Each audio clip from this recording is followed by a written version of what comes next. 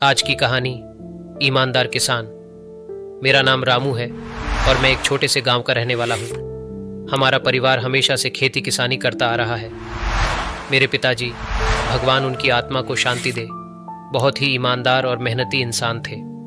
गांव में सब लोग उनकी ईमानदारी का लोहा मानते थे। पिताजी कहते थे, बेटा, चाहे कुछ भी हो जाए, कभी झूठ मत बोलना और कभी किसी का हक मत छीनना। मेरे पिताजी का मानना था कि इंसान की असली पूंजी उसकी ईमानदारी होती है। मैं जब छोटा था तब पिताजी मुझे खेतों में साथ लेकर जाते थे। खेत में काम करते हुए वे हमेशा मुझे समझाते, रामू, फसल तो हर साल उगेगी, लेकिन अगर इंसान की ईमानदारी एक बार मिट्टी हो गई तो उसे फिर कभी उगाया नहीं जा सकता।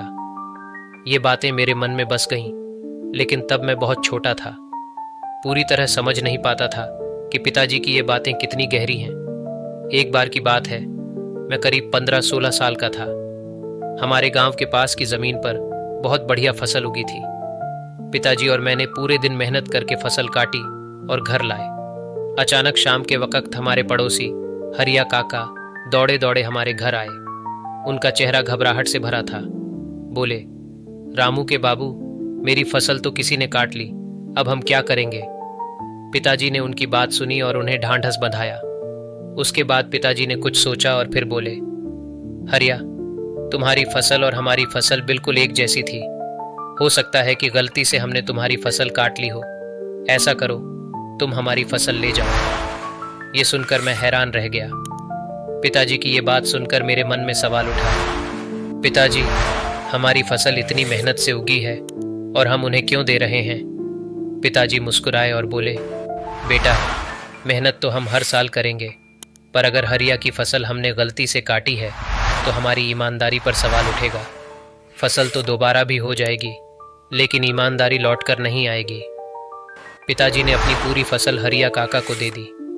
गांव भर में इस बात की चर्चा होने लगी, लेकिन किसी ने भी पिताजी के फैसले पर सवाल नहीं उठाया। सब जानते थे कि मेरे पिताजी की ईमानदारी पर कोई उंगली नहीं उठा सकता। उस दिन से मैंने ठान लिया कि मैं भी अपने पिताजी की तरह ही ईमानदार रहूंगा, चाहे कैसी भी परिस्थिति हो। गांव के लोग आज भी पिताजी की उस ईमानदारी की मिसाल देते हैं। मैंने महसूस किया कि सच्चाई और ईमानदारी किसी भी इंसान की सबसे बड़ी पूंजी होती है।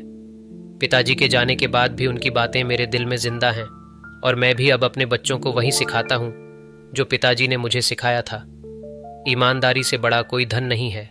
अगर आपको यह कहानी अच्छी लगी हो तो इसे लाइक करें और अपने मित्रों के साथ ज़रूर शेयर करें।